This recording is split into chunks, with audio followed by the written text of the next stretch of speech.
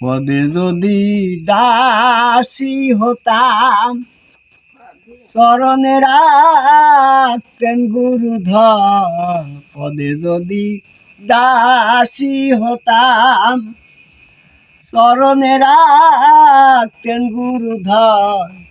ঘটত না রে অসত্য কাজ, ঘটত না রে অসত্য কাজ।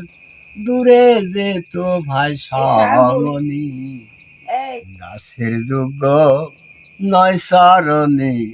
আমি দাসের যোগ্য নয় চরণে।